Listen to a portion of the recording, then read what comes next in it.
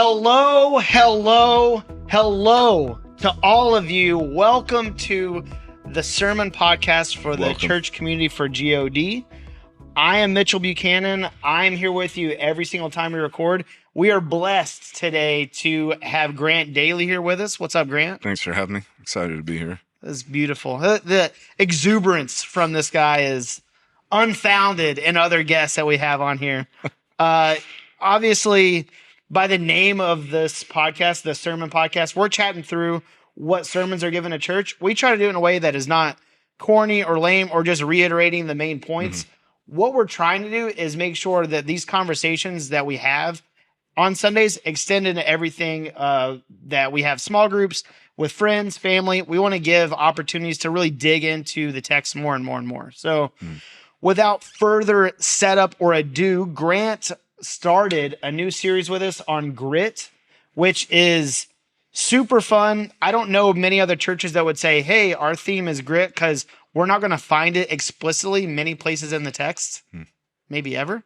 We'll research that and get back to you. But I think it shows a lot of ways of like, hey, our life as believers involves a lot of suffering, a lot of endurance, a lot of ways that we are, I think, put in uncomfortable spots.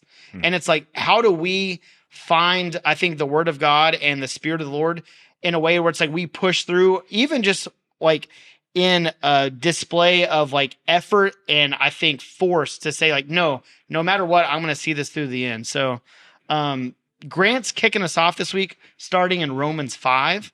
So if you want to kind of give the text, give a few highlights, and then if you want to give any behind the scenes of like, this is where my thought process was, and we'll kind of, kickstart from there. Yeah. So I reading from Romans 5, I really enjoyed studying this because I like this sermon series on values because it is our effort to produce like a biblical understanding for a value rather than just what we might conventionally recognize.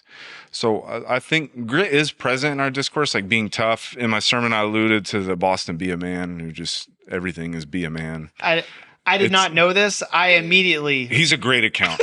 It's a fantastic account because they're all really succinct, right? They're all like literally like 5-second clips. Yeah. I think my favorite was like on Mother's Day, wake up all the kids and rile them up, then go play golf, be a man. Like, it's dumb stuff like that, but it's often centered around like blue collar working class. Being a man equals working hard, killing yourself, and then medicating in dumb ways. Right. That's like, and not even shameful about it. You're proud. No, of it. explicit, Yeah. Brazen, if you will, in what it means to be a man. So talking about grit, then it is conventionally is recognized as the perseverance and effort, particularly to achieve a goal, overcome an obstacle. And for me, looking at Romans 5, particularly 3 through 5, was really interesting because when Paul highlights what we boast in, which is suffering, by the way, he notes that there is a process that then unfolds on the other side of suffering, particularly when it is approached with the intentionality of a group of people that are looking at this. So knowing that suffering produces endurance produces character produces hope does not disappoint us because God's love has been poured into our hearts through the Holy Spirit that has been given us. So for my sermon, I tried to examine the process and what that means and what it looks like. In particular, I started by latching onto the idea of boasting, that it is like something, and I would also note that, which I did this in my sermon, but to be clear, this is all communal language. It's all plural. Right. It is all we, our, we. Like none of this is what I myself individually do. This is a shared mindset. And, for a community to highlight, before we were talking about sports, right? And it is not an uncommon thing. And it is like the most natural thing for a community of fans to boast in what it is that their team does well, boast in their achievements, right? Like that's what we print on everything. I remember being a kid. Did you ever buy a championship shirt for a team that didn't win? Oh, like at we in Knoxville is Hammers, where they would print them off, and it's like they didn't win, but they had them all printed just in case they did. So being a Braves fan in the 90s. You're saying you had multiple? Is that what you're saying? there was, like in the 90s, the only thing we could boast in was 1995. Or just the string, like the consistency. Yeah, the consistency. That's what we highlight, right? It was like the number of playoff entries for the Braves throughout the 90s, starting with Sid Bream. We're boasting right now. Right? Yeah. That's what we do. But I remember like going to, I think it was like J.C. Penney after the 96 World Series where they lost to the Yankees. And seeing like the 96 World Series Braves world champions, even though they lost, because the stores print them and have them available ready to sell whoever wins. That would be funny. But this is a normal thing. We boast in our triumphs and our achievements, even if it took a lot of work to get there, right? Yeah. Like, that's what we highlight. That's what we call attention to. And Paul really subverts that and subverts the expectations of even the norms of like Greco-Roman rhetoric here. That he starts off, he's like, we boast. Like, this is the thing that we highlight in our community, our suffering. Yeah. And that is a weird way to start. But like, you could get there if he's like, we suffering, but now we have overcome. But he doesn't ever get there because he's like, we boast in our sufferings. And why do we boast in that? Because people that suffer, we're going to have endurance. Mm-hmm. And people that can endure through something, they're actually going to develop character, like real character. And then people, real character, they can hope.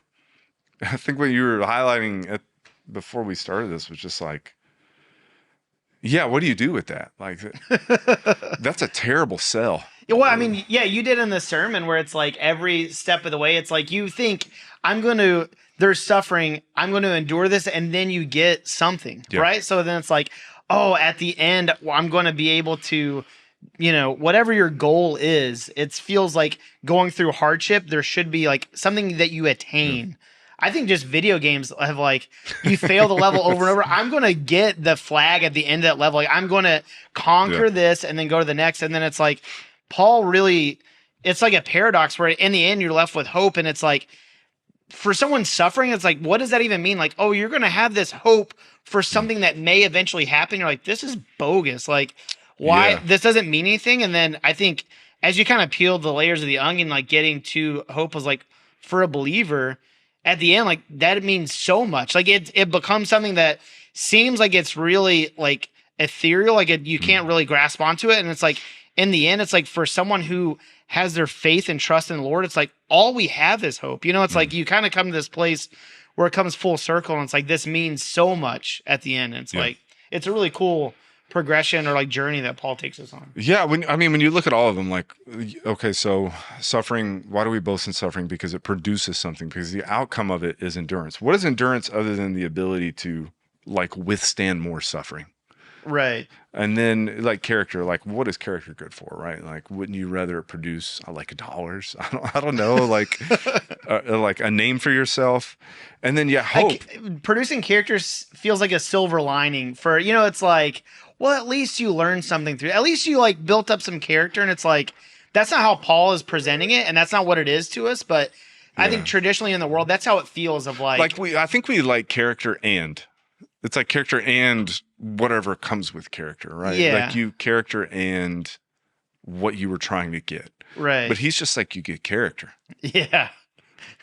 And then you're like, well, what's the and? He's like, in character. At least I get a third place medal. Like I get something besides character. Character gets you hope.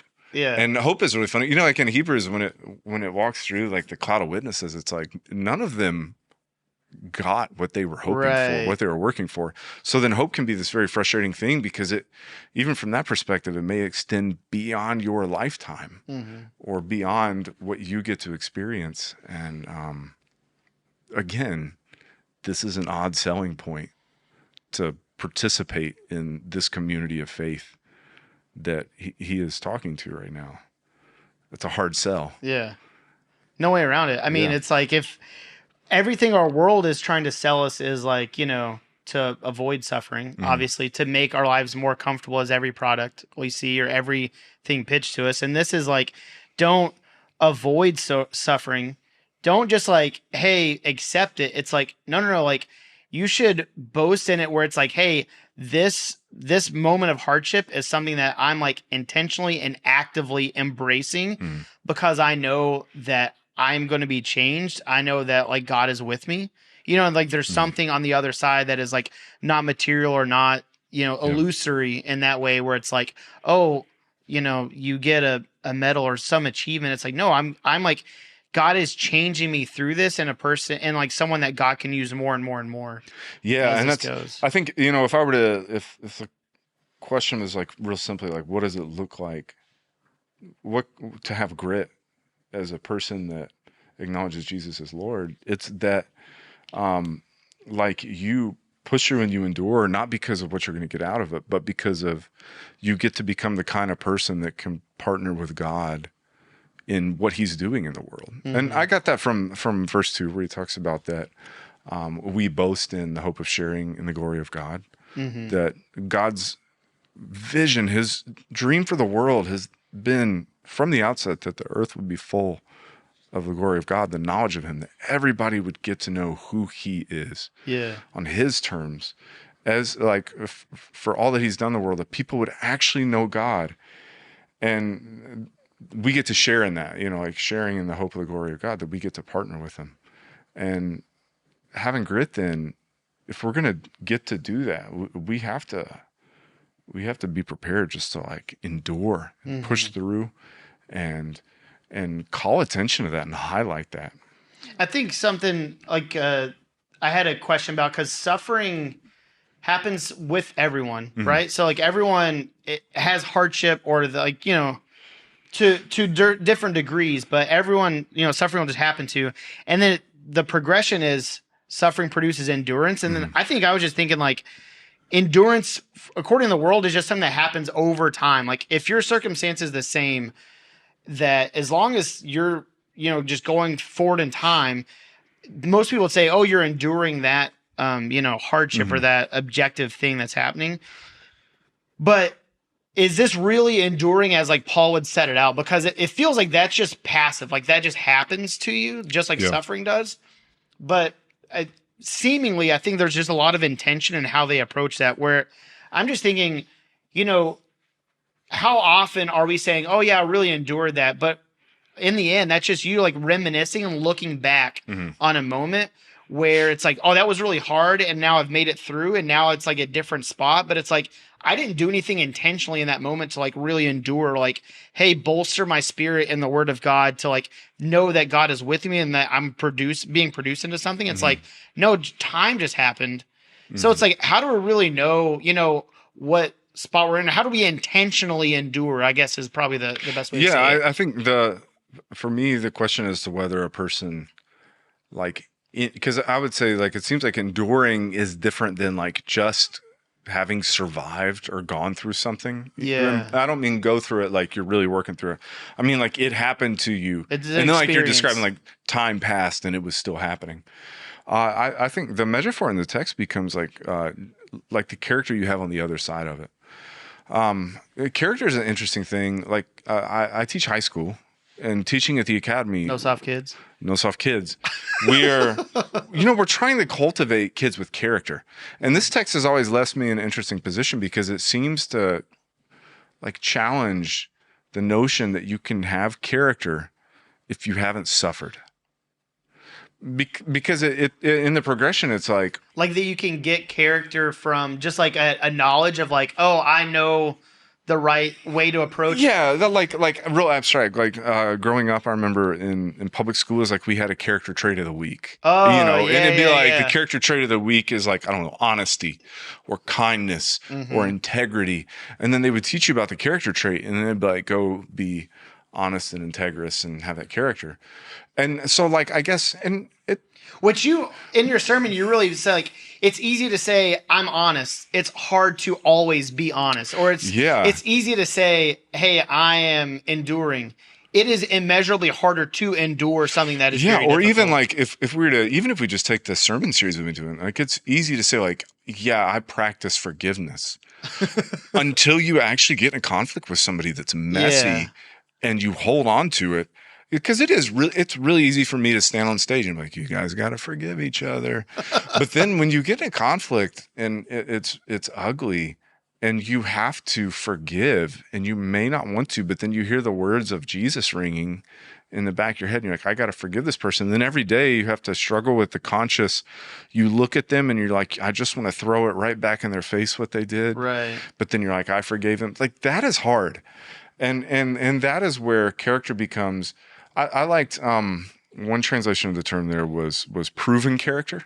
That we differentiate between the kind of character you can grow in a lab and then the kind of character that gets formed because you have had to endure some hard stuff in life. And so, yeah, how do you know somebody's endured? How did they display character that was developing in them? Like, did they keep commitments? Right. Like, were they responsible and faithful to like do what they said they would? Did they finish things during that period where they may have had an excuse and said like, I'm sorry, this hard thing, I can't do it. But no, they did it. They showed up, or not just showed up, but they actually did it and they did it well. Like how do you evaluate the character it'd be necessary to evaluate the character gained through that experience. Like, cause I think it is very easy and probably very common to suffer and just like wait it out and not develop at all. Yeah. You know, or maybe not even wait it out. What may be more common is to like suffer and then try to find the shortcut around it to put an end to it. Just escape. Yeah, just escape like, from it. Just get out of it. There's so many outlets to shut off. Like, hey, you know, I don't have to think about that, or like that's a hard conversation. I'll mentally think, like prepare myself, but it's like to actually do it. It's like, no, I just need to like, I'm just stressed. I just need to de-stress. I need to do these other things. And it's like, we have a zillion ways to escape and be distracted. And it's like, I think that is the option to circumvent because, like I kind of even brought up earlier, everyone is suffering. So even just to say like, hey man, we're all going through it, and it's like we all veg out on Netflix, and it's like you can kind of come to that place where it's like, what are we supposed to do? Like time and chance happens to us all. Hey, this is, you know, a hard season, and now I'm going to like kind of, you know, make it through by like just consuming. Just tune out, right. Just numb yourself. Part of like if I were to go like you said behind the curtain earlier, if I were to like peel back the curtain, going into this sermon, I knew what I wanted to talk about from the text, and I knew the points I had, but then I was kind of like contending with God over how I was going to tie it all together, because I felt like there was a route I could have gone to bring it all together, but I didn't know if I needed to go there or if I wanted to. And in the end, I ended up going there, which is just to speak about my life. And I kind of did this intentionally to kind of do in practice what Paul is talking about here, which feels like a weird thing to say. And I tried to do it like as humbly as I could. But like I spoke at the end about just my own experience and what it's like to lose a spouse and then have to keep going through life. Because it was like suffering. And I had to endure it. Like I had to go through it. And not just endure being a single dad, but also endure like grieving. Yeah. Which, you know, there's like no set timetable for that. You know, like I got remarried, but that doesn't mean I wasn't still having to deal with all the reverberating impact of losing somebody. Not to make light of or make a joke, but you can make a joke. It's accessing fun. Your feelings is probably harder for you than some people. So I would even think the process of grieving is like, it's something that's not just like, it's easy for me to like mourn something. It's like, it's probably, you know, just knowing you, difficult for you to even, I think, emote, and I think maybe push through all the depths of like what sadness would be. Because my trajectory is to be a man guy, you know, it's Boston, be a man, which is maybe it's good for like getting through a work day. It is not sufficient for grieving. Yeah. So part of what I tried to do is what Paul tells us to, like we boast in our suffering. And I was trying to call attention to, that was a hard thing. And I know that it wasn't just mine to go through. Like it was something our community had to go through. It was suffering that we all had to go through. And I had to endure it. And then part of what I was trying to testify to is that like this is what's unfair about following Jesus, at least from a fleshy perspective, it feels unfair, right? I remember somebody shared with me not long after Stephanie died. They were talking with somebody, and they were just asking what I was going to do, and they're like, "Oh, what's Grant going to do? Is he going to like?" I had the time 3 kids. One of them was a year old, and they're all really small. And they're like, "Is he just going to like take some time off and travel, spend time with his kids?" And that felt like a funny thing to me. Yeah, you laugh. I was like, I would never do that. But I guess that's what people do is when suffering hits, it's like you retreat or you withdraw or like you isolate.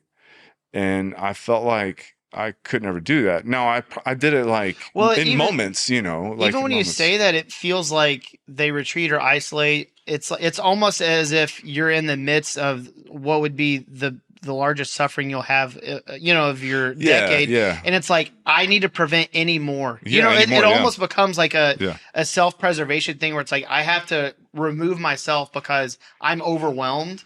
Yeah. And like, I don't need any possibility of like, because I would have, and you'll probably continue to like expound, like everything probably exacerbates it where people are like, either never mention it or like, I'm so sorry. And you're like, this is not helping. Like, it's like, I mean, it's a hard thing, right. It is a hard thing for so people like, who know what to do. I think the world's wisdom might just be like, just take your time. You should travel. You should and it's like.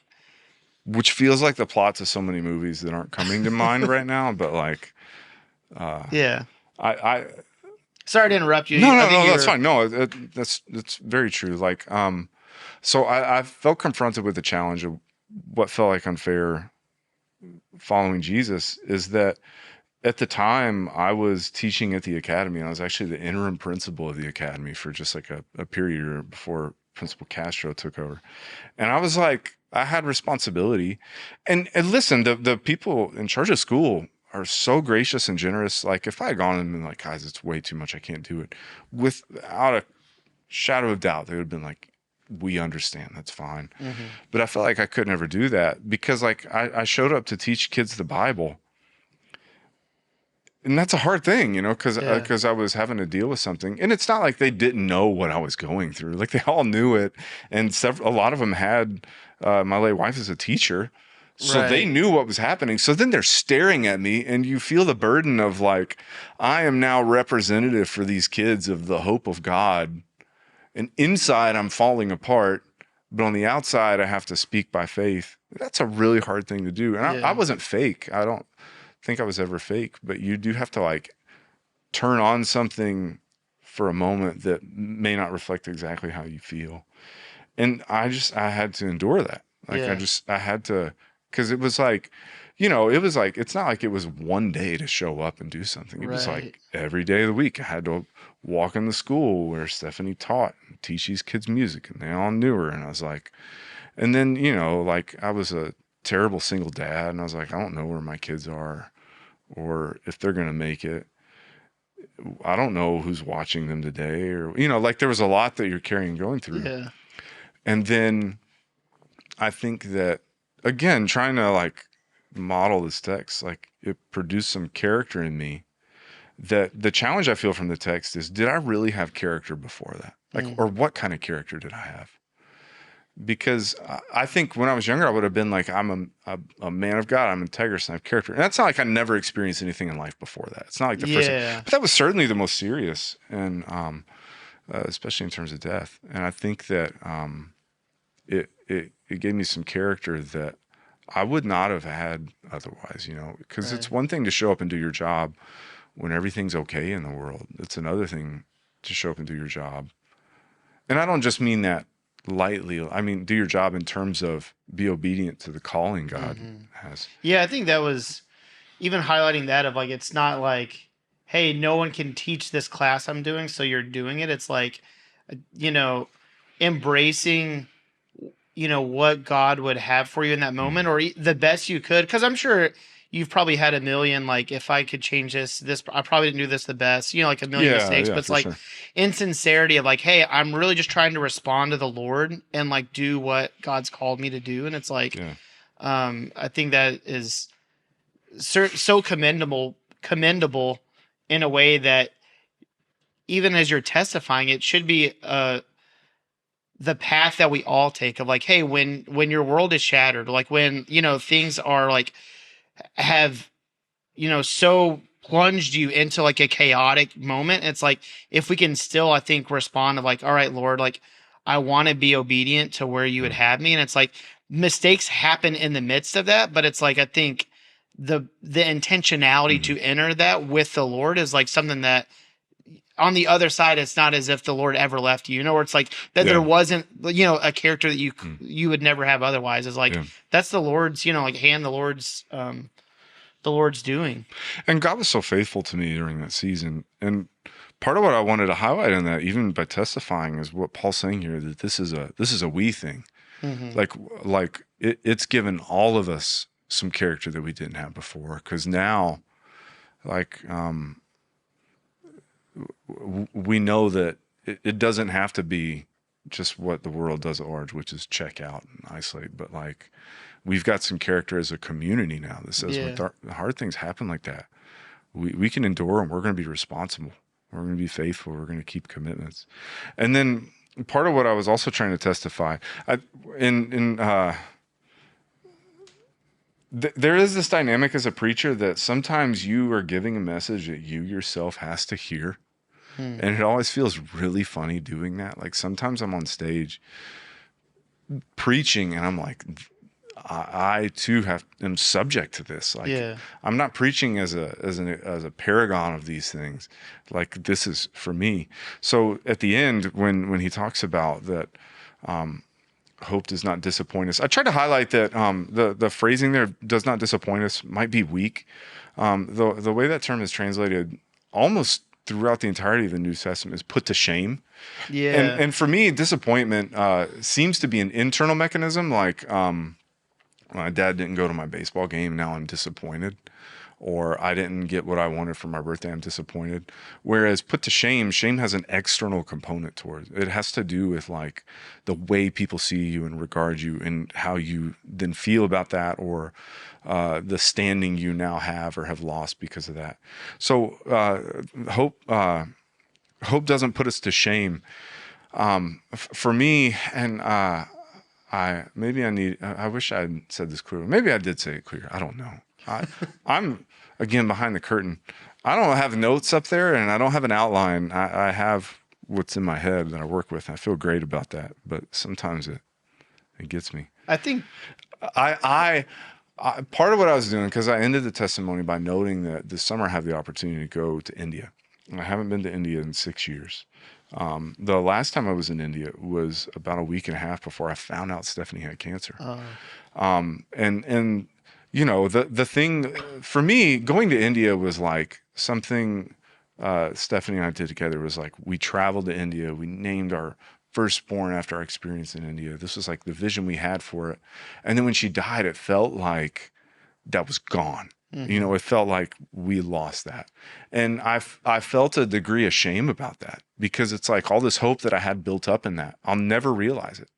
I was like, I'll never get to be in India with Stephanie when we're older, or I'll never get to go again. Like it felt like I carried some shame because of that hope. And part of my encouragement to everybody was to say that, like, our hope has to be so much bigger than sometimes we make it out to be. Like, it's not just my hope. Like, we have to get on board with the hope that God has for the world, that the whole world will get to know him, that we get to partner with him in that. And so now I have this opportunity to do it. I'm going with Kaylee. I'm going with my wife. It's very special. I did not want to go. Like, I've been fighting it for so long. My wife has been so mad at me for so long because I wouldn't commit to it, and I wouldn't say yes. And like, even other people be like, so you going to India? I'm like, I don't know. I guess. Mind your business. Yeah, like, like people like going on the trip. They'd be like, you gonna be there with us? And they've heard my wife be like, I don't know, Grant won't make up his mind. And but you gonna go there? And I'm like, I don't know, I guess. Maybe. And pause for just a brief moment. I think if there's like a spiritual, healthy way to throw someone under the bus, like Kaylee, that seems up her alley. Like, hey, if you thought I'm putting on pressure on you, anytime someone asks me, I'm saying if Grant would get off his butt and make a decision 100%. about it, like They're having these like weekly. They've been so faithful, you know. They've been meeting every week for this trip. There's a few people going this summer. They've been working on the project goals, planning all this stuff. They've been going every week. I have not gone, and then they're like, "You gonna come to the meeting?" And like, Kaylee says you don't know if you're gonna go or not, and it's like, I'm looking at little Olivia Lassiter, and I was like, I don't know, you know.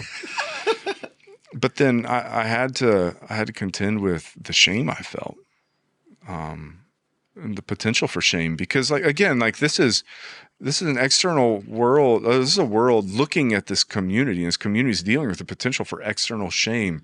Oh, you guys had this vision and this hope for the future, and now you're suffering and everything's falling apart, and it looks like your hopes aren't going to pan out. And that's what it felt like for me at times. It was like all these things that we said by faith, by hope, weren't going to happen. But then the confidence we have in this text is that we're not going to be put to shame. We're not going to be embarrassed. We're not going to be ashamed of the hope that we have in God because of this love that we have, being full of the Word of God, full of the Spirit. And now it's like we're overflowing with this love that we're going to extend to the world. And so part of me even bringing that up, I hadn't planned necessarily on saying that, but part of it was even for me to acknowledge that this is what Paul's talking about, that when we go through the process and submit to it and subject ourselves to it as a community, and we learn and we develop character through it, then we come out on the other side with the kind of hope that's not going to leave us ashamed. And I think for a lot of us, like the hope that we had when we were younger, we might feel ashamed about, because maybe we said things to people when we were younger that, oh, I'm going to do this or be in this place or have this kind of lifestyle. And maybe we're now in a position where, because of like tough things we've been going through. Yeah, you make those statements before suffering or endurance or building character. Like you kind of have all these grand aspirations that have not been tested at all, right? It's not tested. And then like the shame enters then when now people are like, what happened to that? Didn't you say, weren't you going to be, weren't you going, weren't you going to do that? And now we're in this position where we have the potential to feel shame, but like from the perspective of this text, when we endure and we're tough and grit, that it's not going to leave us shameful. We're not going to feel ashamed of it because we're connected to something that's so much bigger than us in terms of our hope. And our hope is not, you can have hopes as an individual, you can have hopes and dreams, but you also have to access the hope that we have to partner with God in this. And it's if we can be the kind of people that are tough enough and have enough grit to just keep pushing through and keep working and keep maintaining our character and developing our character, then the hope that we have is going to be it's going to be so expansive, and it's going to be so much bigger than me. And it may be bigger than my lifetime. It may be bigger than my kid's lifetime, but we're not going to be ashamed. Yeah. We're not going to feel bad about how, or like, they're not going to feel as if we're let down by our dreams, because it's now something so much bigger, because we've been able to tough through it and get some character in us. Yeah, I think you did a great job in your sermon, and you felt it talking, I think, through your personal journey, and then saying like, it's not mine, this is our community. And it's like, how are we going to respond? And it's like, I don't think, maybe this might be just naive to say, I don't think even out of all the hardships that our community's experienced, I've never thought I need to have a personal response to it of like, hey, this is kind of like what we're doing. And I think even this text and then your testimony is like, hey, what are we doing if we aren't seeing this, or if we're not seeing our lives as a response to the suffering? That's what it is. Like, how do you respond to suffering? And it's like, I think probably through the hardships of our community just felt where I'm like, hey, it's just happening to us. So it's like, I don't feel like I'm ever like dishonest or changing. I'm not like ashamed of something, but I think kind of just like, hey, this is just happening. We're pushing forward. But it's like having the mentality with like grit and like some, almost like some healthy aggressiveness of like, hey, no, this is our response. It's like, hey, just so like I'm intentionally enduring this, like we're responding in this way, or it's like, I think it demands some drive that we should all have as like believers that are not ashamed, that have this character, that we have been tested and we've not fallen away, or like we've been through these battles together. You know, it's like, because I don't think anybody in our community wants to be like, man, I'm so sorry Grant endured. That's like, we would all have the hope that's like, hey, we did our best to be there for you. Well, I mean, we were enduring it together because it's like, you guys are watching my kids. I mean, I often say, like, you know, my Rosie at the time was my youngest. She is now, she'll be 7 in December. Chris. So she's 6.5. She was 11 months old when Stephanie died, and I don't know how she's okay, other than so many people were just like Jennifer Sherrod watched Rosie like 3 days a week, probably more than that. I don't even remember, for like 6 hours a day, maybe longer. And, you know, Rosie, one, developed like a really unhealthy love of cheese that she still has with her to this day. She loves cheese. Yeah. But also, like, she was just okay. Like, she was fine through it all. Mm-hmm. Like, she was fine. Yeah. And there are so many stories about that. And it was part of the endurance of our community. Because I know for people that it was hard to simultaneously, for a lot of people, grieve a friend or somebody that was like a mentor to them and Stephanie, or whatever role she was in your life. And then also try to take care of, you know, her I don't know. We have a widow or a widow. What's a half orphan? I don't know how to talk about these kids that didn't have a mom. And, you know, so yeah, we endured it together. And that was part of my intentionality in testifying to it. Like, so this is something that we have gone through, and we have so many things like that that we have gone through. And if our response to when things get tough, and now we feel like the hope that we had is in jeopardy, is to just like quit or complain, we're not going to make it. We're not going to get to the point where our hopes aren't like put to shame. We're just going to like feel ashamed of everything and just quit and whine or complain. And it's like, move on. Looking at the text, what is there, you know, I think we're all going into this vocation, like this, you know, this adventure on with God, like wide, you know, or sober-minded, you know, like wide-eyed, where it's like, we know what we're getting into. It's like the game plan or the path is there. It's like, what are we complaining about? You know, it's like suffering, you know, it's like, we're all going to experience suffering. It's like, we're going to endure it if we want to have character. And it's like, when we have like those bumps in the road, or even like major life trials, it's like, complaining should not be it may be natural to do it. It may be like part of trying to get to where we need to be, but it's like, when you look at it objectively, it's like, where's the room for it? It's like, why do we do it? Because, well, the thing I would challenge is that,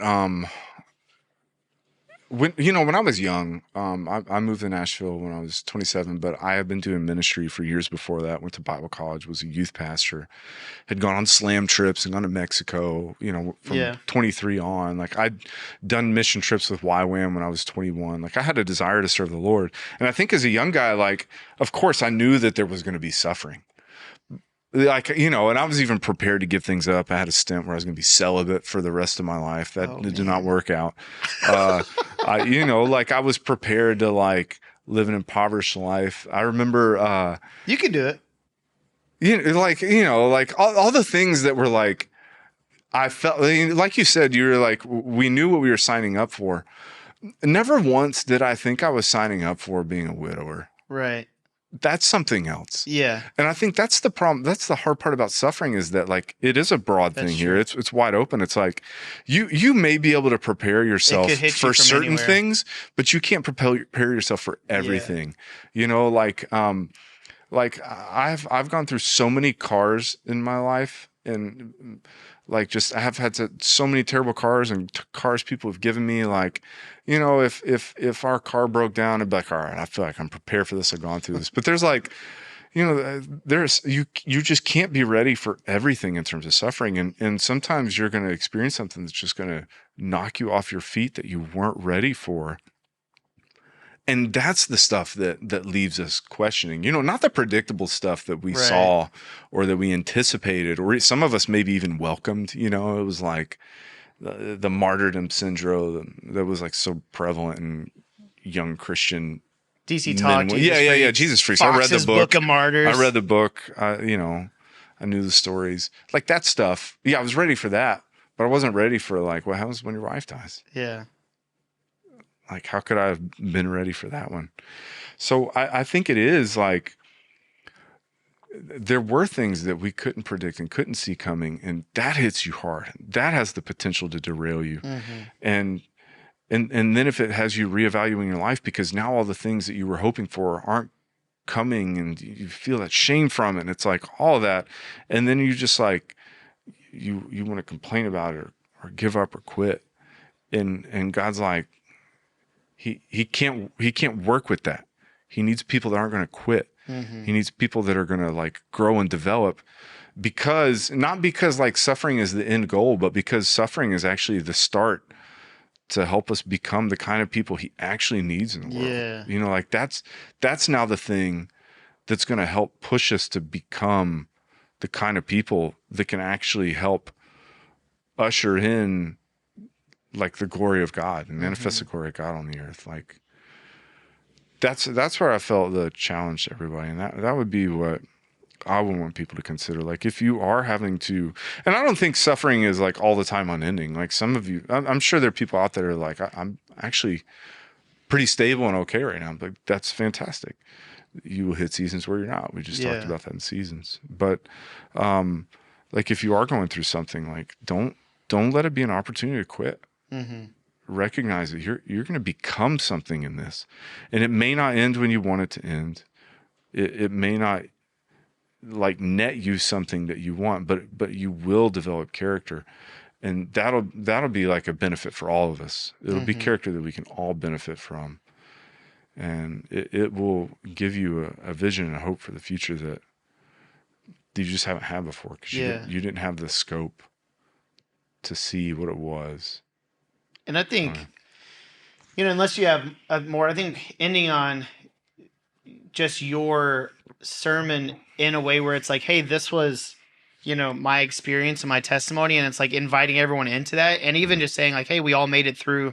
Like Rosie, somebody watched Rosie, and it's like for our church community today, there's so many people I can think of that are kind of like going through the ringer. It's like, I'm close with Tristan, and I think every day, just like the physical nature of him trying to get his body right. And it's like chronic physical issues. Yeah. Yeah. And it's like that's just so apparent because it's his actual body, but there's so many more people going through stuff. And it's like, I think having a mentality as a church where it's like, hey, Tristan, you're not going through this alone. Yeah. And it's like, that's not just like, that should be his perspective. It's like, hey, I could feel free to like, hey, I'm having a rough day. It's like, or hey, this is going on. It's like, and I think for the church overall, it's like, hey, let's get out of our own, like daily schedule, and let's like be willing to embrace those people where it's like, hey, we need to get through this together, because, I think just being closer to him, I've encouraged Tristan before, because he's like, oh, thanks for taking the time or doing this. And it's like,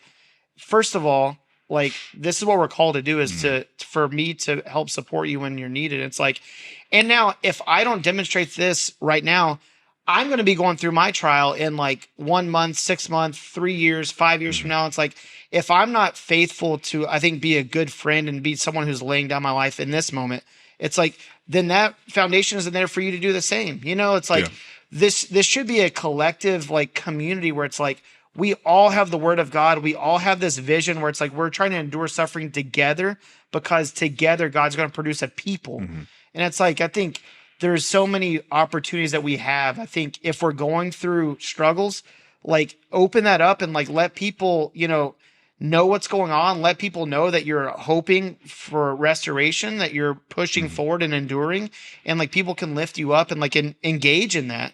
And then I think for everyone else, like find those opportunities, like who's in your accountability group, who's in your neighbor, where it's like, dude, I know they're going through stuff. Like I need to help and like help make sure they know they're not alone in this. Cause the moment that I think we all feel like we're kind of in this place where it's like, no one understands me, or it's like, I'm kind of like trapped in a moment. to, kind of borrow from you too, it's like we've kind of lost altogether that Yeah. we need to be able to do this together. And I think that is going to be so healthy. And again, your sermon alone, being able to testify and then welcome everyone into that moment of like, it's hard for me to say yes to this trip this summer, but it's like, I'm doing it. And it's like, everyone is now part of, I think, helping to endure that with you. If we could say that. Yeah. And let me just to be clear, please don't anybody let my experience become the bar for what constitutes suffering. Suffering is a very broad term in the New Testament. It encompasses a lot of things and a variety of trials, afflictions, sufferings, oppressions, things like that. The severity of mind does not invalidate what you may be going through. That's a legitimately hard thing. So if you have that tendency and you're like, well, I guess I have to lose a spouse to actually have any character, that's not what I'm saying. I'm just telling my story. Yeah. But yeah, I thought that was a really good practical summons at the end there. That's why I'm here, dude. It's Good yeah. Well done. Well, this was great, man. And just thank you so much. Every time you speak, you mentioned you don't really have like strict outline, or like, Brandon will have like, hey, I want to read this because I did it well. And like, this is how I work. Like, and I think something just to reflect back to you, every time you speak, you always seem so present. I feel like times I speak, I feel like I get stray away and I get a little cluttered and I have to get back. It's like, I think when you're speaking, it's like, it's obvious that you're very present in that moment, which you can be so powerful because you can go down a number of different ways. And it's like, but God uses you to speak. And I think that's like something that's really great for you to be able to speak to our church. So thanks. But thank you all for listening. This was a great time. Again, everything that we do here is just a practice that we should all be doing. Like, hey, bring up a scripture. I know there's prayer groups that meet on Wednesdays with different people, and like they hold accountability and like dig into God's word. It's like, that's what this is about. So like, wherever you're watching, listening to this, and leaving a 5-star review, I think we're taking these moments to really practice, hey, what does God's word say? What did we hear at church? How are we going to live this out? Because we've got to do it to do what God wants us to do. Yes, but we do. Until next time we see you at church, thanks for listening. We'll see you later.